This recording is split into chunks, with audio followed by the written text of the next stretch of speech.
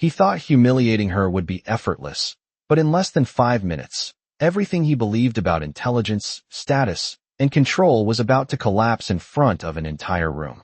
Before we continue, where are you watching from? Drop your city or state in the comments below, and if you believe in dignity and quiet strength, stay with this story, because moments like this don't just entertain, they remind us what respect really looks like. The lecture hall at Westbridge University gleamed under bright fluorescent lights, rows of polished desks stretching across the room like a grid of expectation, and at the center stood Professor Daniel Harrington, a man whose reputation carried as much weight as his tailored charcoal suit and silver cufflinks. His voice cut clean through the air, precise and controlled, as he explained a complex theorem that most of the graduate students struggled just to follow, let alone understand. Around him sat the best minds the program had to offer, laptops open, pens moving quickly, eyes fixed forward, everyone except one. In the back row, nearly invisible against the neutral tones of the room, sat Emily Carter.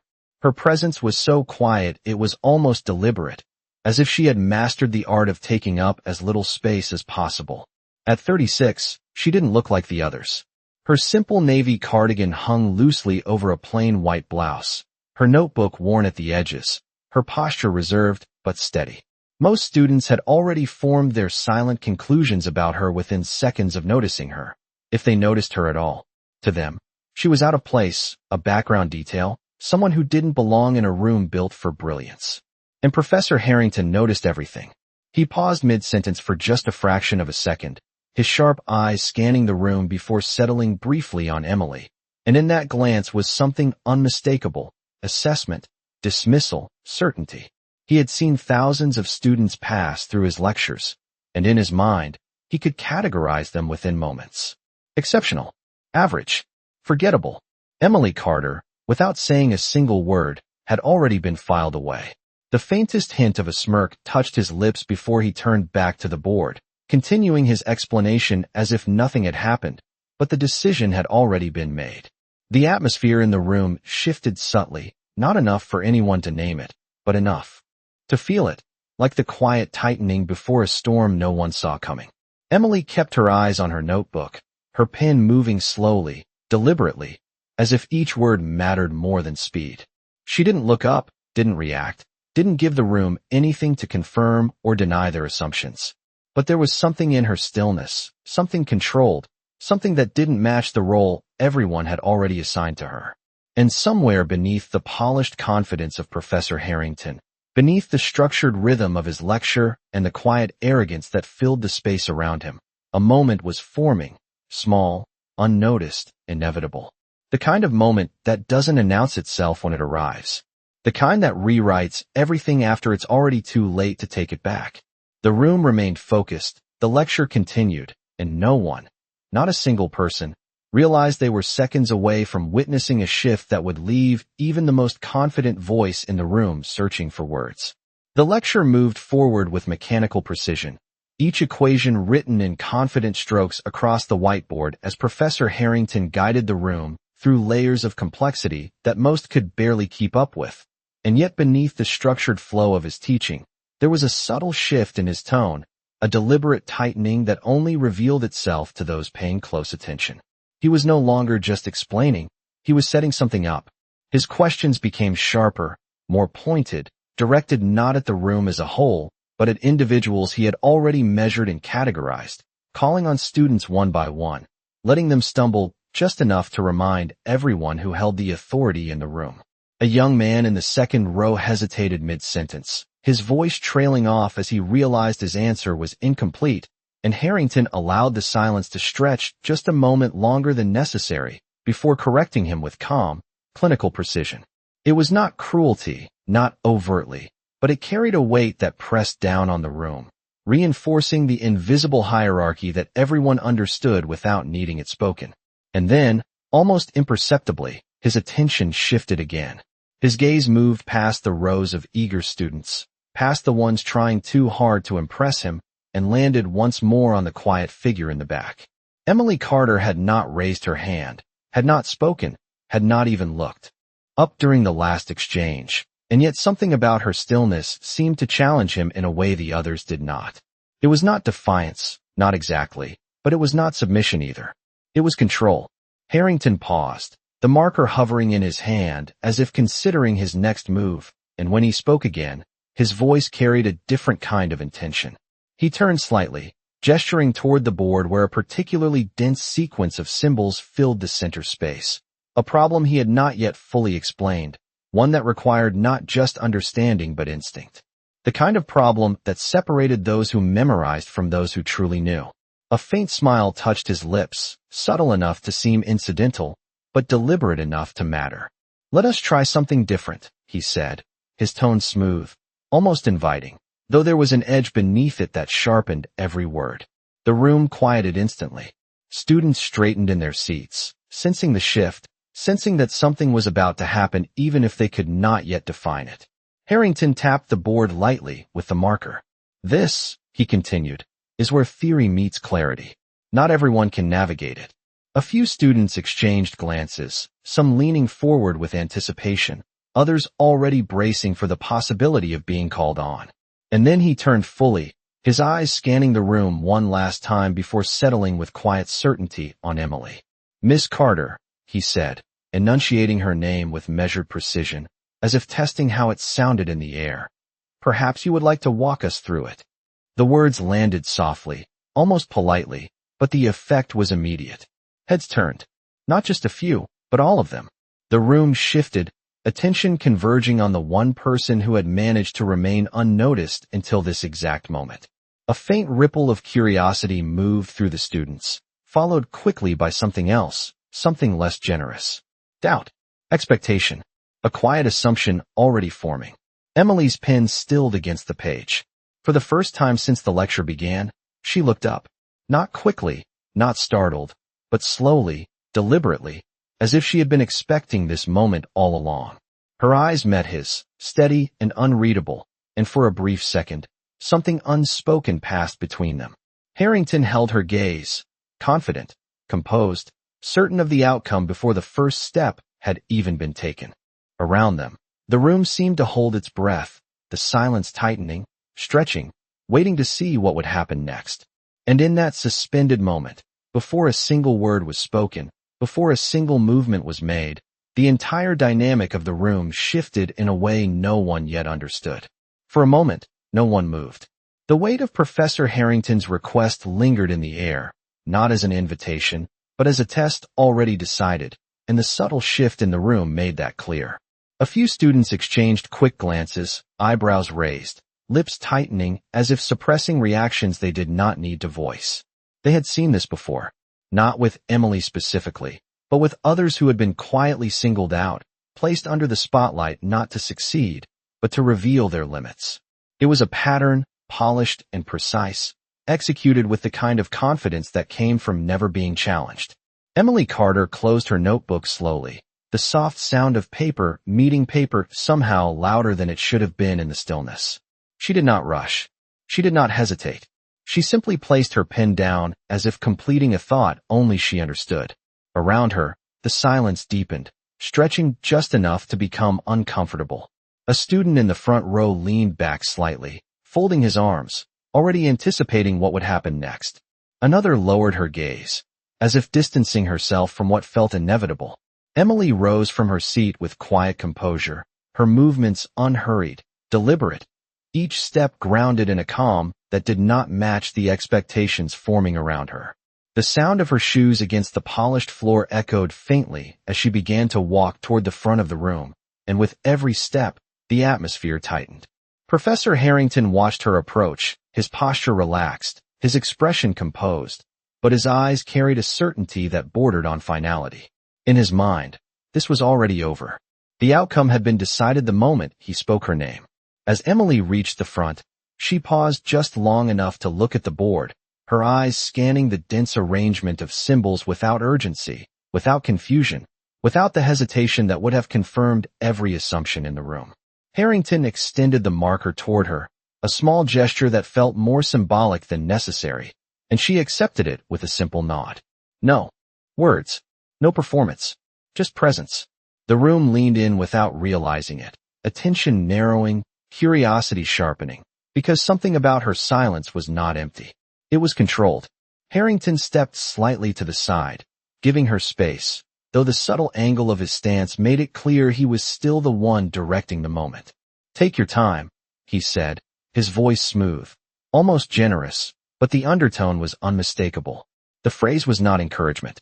It was expectation. Expectation that she would need it. Expectation that she would falter. Emily stood before the board, the marker resting lightly between her fingers, her gaze fixed on the equation as if the room behind her no longer existed. Seconds passed, then a few more. The silence grew heavier, charged with anticipation, with quiet judgment, with the collective assumption that they were about to witness exactly what they had predicted. And then, without announcement, without hesitation, she moved. The marker touched the board with a soft, precise stroke, the first line appearing clean and intentional, not tentative, not exploratory, but certain. A few students straightened in their seats. Harrington's expression did not change, but his eyes narrowed almost imperceptibly, tracking the movement with sharper focus. Emily continued, each step of her solution unfolding with steady clarity, her hand moving at a pace that suggested familiarity rather than effort. There was no pause to reconsider, no visible struggle, no searching for direction. It was as if the path had already been mapped long before she ever stood at the board. A faint murmur rippled through the room, quickly suppressed, replaced by a silence that felt different now, no longer filled with expectation, but with something else.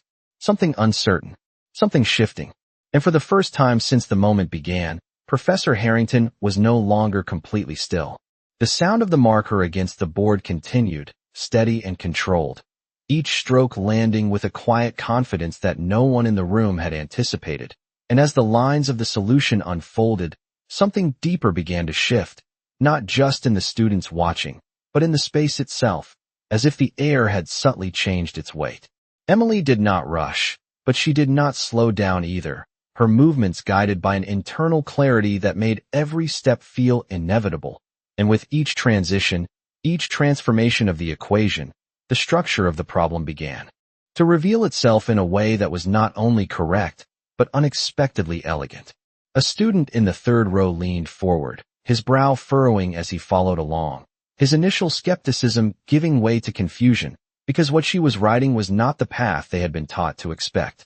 It was cleaner, more direct. Another student glanced quickly at her own notes, flipping back a page as if searching for something she must have missed, but the realization came quickly and quietly, settling in without permission. This was not guesswork. This was mastery. Professor Harrington remained still beside her, but the subtle tension in his posture betrayed a growing awareness that he had not anticipated this outcome. His eyes tracking every line with sharper intensity now, no longer observing for error, but searching for it, needing to find it. Emily reached the midpoint of the problem and paused for the briefest moment, not out of uncertainty, but as if considering the most efficient way forward, and then she adjusted, shifting direction in a way that bypassed an entire layer of complexity that the original approach had required. A faint murmur almost surfaced again, but it died before it could take shape, swallowed by the kind of silence that only exists when people realize they are witnessing something they cannot immediately explain. Harrington's jaw tightened slightly, his confidence no longer as effortless as it had been minutes before, and though he said nothing, the shift was unmistakable. Emily continued, her hand moving with the same steady precision, each line reinforcing what was becoming increasingly clear to everyone in the room. She was not catching up. She was ahead. The final steps came not with flourish, but with quiet certainty, the last expression written cleanly at the edge of the board, completing the solution in a way that left no room for correction, no gaps to question, no hesitation to interpret. And then she stopped. The marker lowered from the board, her hand relaxing slightly as she stepped back just enough to see the full solution, not for approval, not for validation, but as if confirming what she had already known before she ever stood up. The room did not react immediately. No one spoke. No one moved. The silence settled fully now, heavy and undeniable, stretching across every row, every desk, every unspoken assumption that had just been quietly dismantled. Professor Harrington stared at the board, His expression no longer composed in the same way, the certainty that had defined him moments ago replaced by something far less controlled. And though he did not yet speak, the absence of his voice said more than anything he could have added. Emily did not turn to face the room. She did not look for reactions. She simply stood there, calm, steady, as if the weight of what had just happened did not belong to her at all, but to everyone else who had failed to see it coming. And in that stillness, in that complete absence of performance, the shift became permanent. The room had not just witnessed a solution. It had witnessed a correction, not of the equation on the board, but of every quiet judgment that had been made before she ever picked up the marker.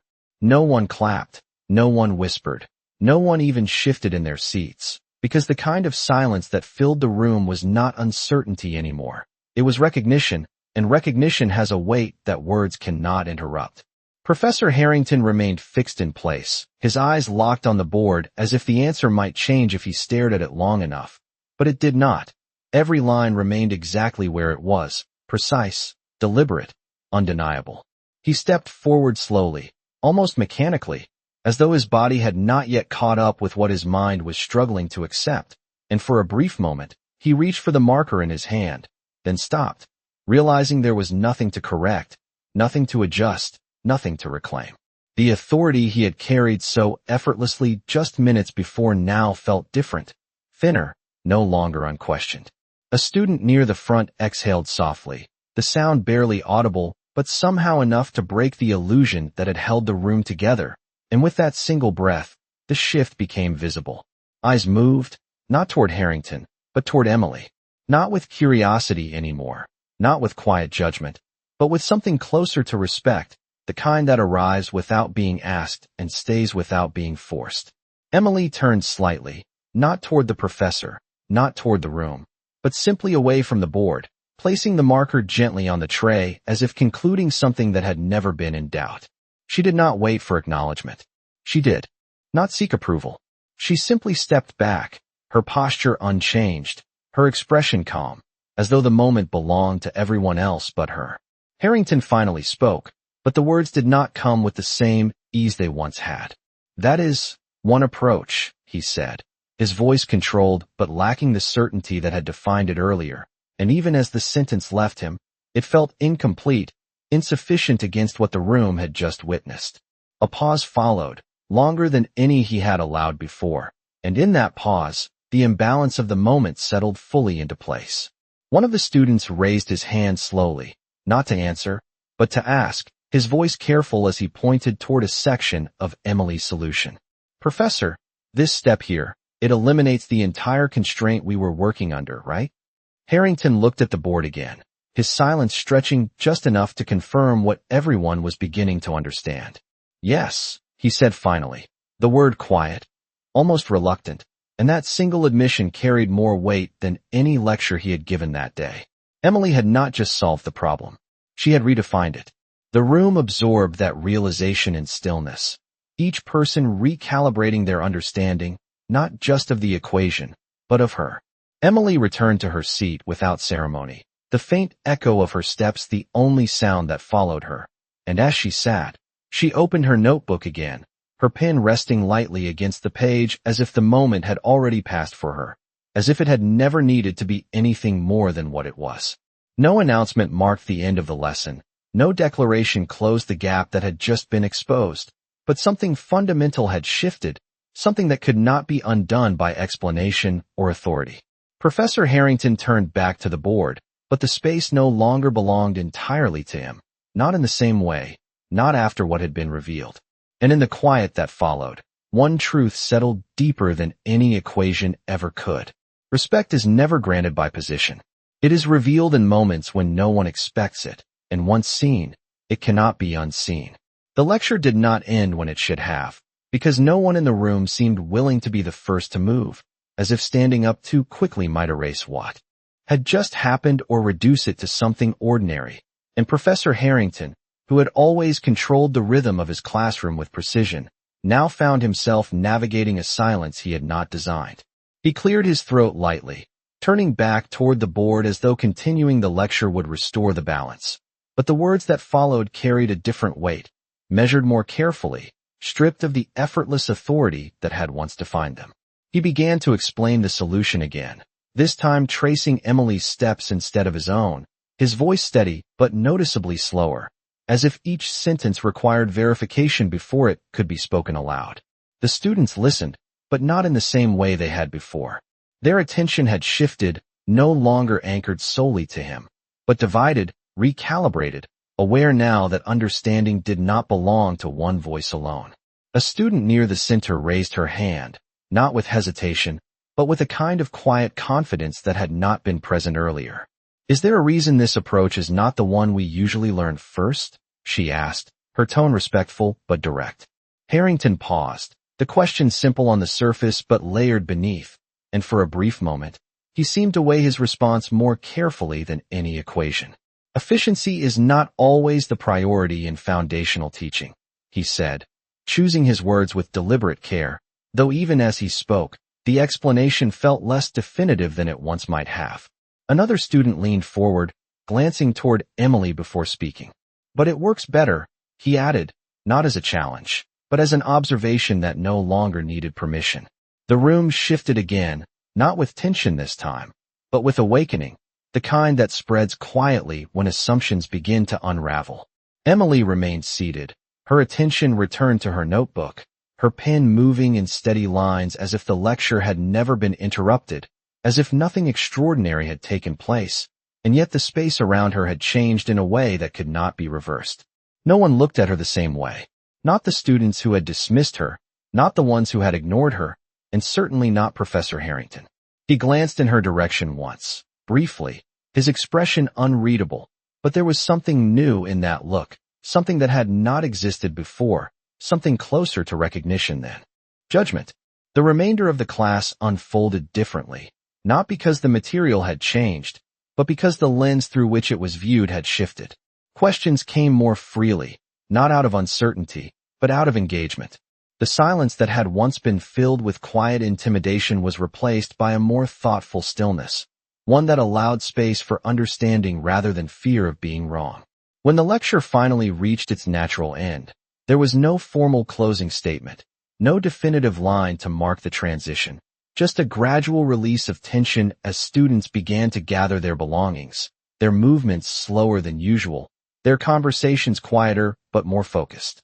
A few glanced toward Emily as they stood, some with curiosity, others with respect, but none with the dismissive indifference that had once defined her place in the room. Professor Harrington capped his marker and stepped back from the board, his gaze lingering for a moment on the completed solution before shifting toward the class. And though he did not address what had happened directly, the absence of dismissal was its own acknowledgement. Emily closed her notebook, slipped her pen into place, and stood, her movements as calm and deliberate as they had been from the beginning. And as she walked toward the door, the room seemed to make space for her without being asked, a subtle shift, almost imperceptible, but undeniable. And in that quiet, unspoken adjustment, the lesson extended beyond the board, beyond the lecture, beyond anything that could be written or explained, settling instead into something far more lasting, a change not in knowledge, but in perception, the kind that stays long after the room is empty. The hallway outside the lecture hall carried a different kind of energy than it had an hour earlier. The usual low hum of conversation replaced by something sharper, more focused, as students stepped out in small clusters, their voices quieter but filled with a shared realization they were still trying to process. Backpacks shifted over shoulders, doors opened and closed, footsteps echoed across the polished floors, but beneath it all, one topic threaded through nearly every exchange. Not loudly, not dramatically, but persistently. Emily Carter. Some spoke her name carefully, as if saying it too boldly might disrupt the balance that had just been rewritten. Others avoided it entirely, choosing instead to discuss the problem itself, the solution, the approach. But even then, the origin of that clarity lingered unspoken between them. Inside the room, Professor Harrington remained by the board longer than usual, his eyes moving across the lines of the solution again, tracing steps he had not taken, paths he had not considered in the way she had.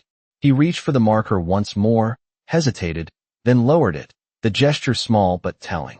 There was nothing left to add. The equation stood complete, but it was no longer just an academic exercise. It had become a quiet reminder of something he had overlooked, something he had dismissed too quickly. Outside, Emily moved through the hallway without drawing attention, her pace steady, her posture unchanged, as if she had simply finished another class like any other day. A group of students stepped aside as she passed, not abruptly, not out of obligation, but with a subtle awareness that did not need to be spoken. One of them glanced at her, then looked away, then back again, as if trying to reconcile the image they had formed earlier with what they now knew to be true. Emily did not acknowledge the shift. She did not slow, did not alter her path, did not respond to the quiet space that opened around her. She simply continued forward, her focus already moving beyond the moment that had reshaped everyone else's perception. Near the end of the corridor, a voice called out, hesitant but clear. "Emily." She paused, turning just enough to see Professor Harrington approaching, his steps measured, his usual confidence replaced by something more deliberate. For a brief moment, neither of them spoke. The distance between them was small, but the dynamic had changed in a way that neither could ignore. Harrington adjusted his stance slightly, as if choosing his words with care. "That solution," he began, his tone controlled, but lacking the edge it once carried, "was not standard." Emily met his gaze, calm and steady. "No," she replied simply. The answer was neither defensive nor assertive, just factual, and it left no space for interpretation. Harrington nodded once, slowly, as if acknowledging something beyond the words themselves. "Where did you learn that approach?" he asked, and the question, though direct, carried a different weight now. Not interrogation, not challenge, recognition. Emily held his gaze for a moment, then glanced briefly down the hallway, as if measuring how much of the answer needed to be spoken. "I have had time," she said, her voice even, "to study things more than once." The simplicity of the response carried more depth than explanation ever could. Harrington's expression shifted, not with surprise, but with understanding that arrived quietly, settling in without resistance. He looked back toward the lecture hall for a fraction of a second, then returned his attention to her. "You should consider participating more," he said, though the statement felt less like instruction and more like acknowledgement of something that no longer needed to be proven. Emily gave a small nod, not in agreement, not in refusal, but in acceptance of the moment as it was. "Perhaps," she said, and then, without waiting for anything further, she turned and continued down the hallway, her footsteps fading into the rhythm of the building, leaving behind a silence that was no longer empty, but filled with something far more enduring. And as Professor Harrington stood there, watching her disappear into the flow of students, one truth settled in with quiet clarity. Some people do not need to speak to be heard. They simply wait for the moment when the world is finally ready to listen. The rest of the day carried forward, but something subtle had shifted beneath the surface of everything, a quiet recalibration that no schedule or routine could immediately reset. Word traveled faster than anyone expected, not in loud declarations, but in fragments, in passing comments between classes, in glances exchanged across hallways, in the way a name that had once gone unnoticed now lingered just a moment longer in conversation. By mid-afternoon, the story had already begun to evolve, not exaggerated, not distorted, but repeated with a kind of precision that only comes from moments people feel they have truly witnessed. In the student lounge, a small group gathered around a table, laptops open but forgotten, their discussion circling back again and again to the same point. It was not just that she solved it, one of them said, shaking his head slightly. It was how she solved it. Another nodded, leaning forward, lowering her voice as if the weight of the moment still required a certain respect. He did not see it coming, she added. No one needed to ask who he was. The meaning was already understood. Across campus, in a faculty office lined with books and framed degrees, Professor Harrington sat alone at his desk, the door partially closed, the afternoon light stretching across the polished surface as he reviewed his notes from the lecture. The same notes he had used for years, refined, perfected, rarely questioned. He flipped a page slowly, his eyes scanning familiar lines, but now they felt different, not incorrect, but incomplete in a way he had not allowed himself to see before. His pen hovered above the paper, then made a small mark, then another, adjustments that were not corrections, but acknowledgments. The solution Emily had presented was not replacing his work. It was expanding it. And that realization settled with a weight that was neither comfortable nor unwelcome. Back in the hallway outside his office, two faculty members paused mid-conversation as Emily passed by, their voices lowering instinctively, not out of secrecy, but out of a sudden awareness that she was no longer someone to be overlooked. One of them gave a small nod, almost reflexive, a gesture of recognition that required no words. Emily returned it just as simply, her expression unchanged, her pace steady, as if the attention surrounding her had not altered her in the slightest. Inside the next classroom, students who had not even been present that morning were already discussing the story, piecing together what they had heard, reconstructing the moment in their minds, and though details varied slightly, one element remained consistent across every version. The silence. The way the room had gone completely still. The way everything had shifted without a single raised voice. Later that evening, as the campus lights began to glow against the fading sky, Emily sat alone at a small table in the library, a stack of books beside her, her notebook open, her pen moving steadily across the page. The world around her had changed, but her rhythm had not. She reviewed equations, traced patterns, refined ideas, the quiet consistency of her work untouched by the attention that now followed her name. A student at a nearby table glanced over once, then again, as if trying to reconcile the simplicity of her presence with the complexity of what she had done. But Emily did not look up. She did not need to. The proof of who she was had already been written where it mattered. And somewhere across campus, in conversations that would continue into the next day and beyond, a single realization began to take root, spreading quietly, steadily, reshaping the way people saw not just her, but each other. Because once a room has witnessed the cost of underestimating someone, it does not forget, and neither do the people in it. By the next morning, the campus no longer felt quite the same, not because anything visible had changed, but because something unseen had shifted in the way people moved through it, the way they looked at one another, the way they paused just a fraction longer before making assumptions they once made without thought. In the lecture hall, students arrived earlier than usual, their conversations quieter, more deliberate, as if they were stepping into a space that now carried more weight than before. When Professor Harrington entered, there was no dramatic reaction, no sudden silence, but there was something different in the way the room settled, a subtle awareness that authority, once unquestioned, had been redefined by a single moment no one could ignore. He placed his notes on the desk and looked out across the room, his gaze moving more slowly this time, no longer scanning for hierarchy, but observing with a kind of measured attention that had not been there before. Emily Carter took her usual seat in the back, her presence still quiet, still unassuming, but no longer invisible. A few students nodded to her as they passed, small gestures that carried more meaning than words ever could.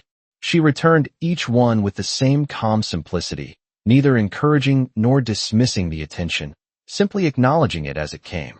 The lecture began, but it unfolded differently now, not because the material had changed, but because the dynamic had. Harrington's questions opened the floor rather than narrowing it, his tone inviting rather than testing, and when a student hesitated, he did not press, did not extend the silence as he once had, but allowed space for thought to develop without pressure. It was a small shift, almost imperceptible, but its effect was immediate. Participation grew, not out of fear of being wrong, but out of willingness to engage.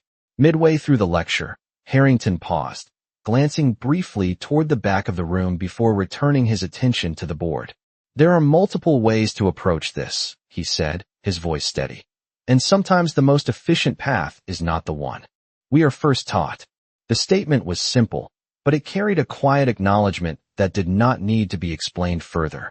A few students exchanged glances, understanding the reference without it being named. Emily remained focused on her notes, her pen moving steadily, her posture unchanged, as if the moment that had reshaped everything had already been placed in its proper context and set aside. She did not seek to repeat it. She did not need to. The lesson had already been learned. As the class came to an end, there was no rush to leave, no abrupt shift back to routine, just a gradual movement as students gathered their things, their conversations thoughtful, their attention still anchored to something deeper than the material alone. Harrington capped his marker and stepped back, his gaze lingering for a moment on the board before turning toward the class. He nodded once, not as a command, not as a signal, but as a quiet recognition of a room that had changed alongside him. Emily closed her notebook and stood, her movements as calm and deliberate as they had always been, and as she walked toward the door, the space around her adjusted once more, not out of obligation, but out of respect that had found its place without being asked. She stepped into the hallway, the light from the windows stretching across the floor, her figure moving forward without hesitation, without pause, as if nothing needed to be carried with her from the day before. And behind her, in a room that would continue to fill and empty with new faces, one truth remained, steady and undeniable. The moment people choose to underestimate someone is often the very moment they reveal the limits of their own understanding, and sometimes, it only takes one quiet voice to rewrite everything they thought they knew.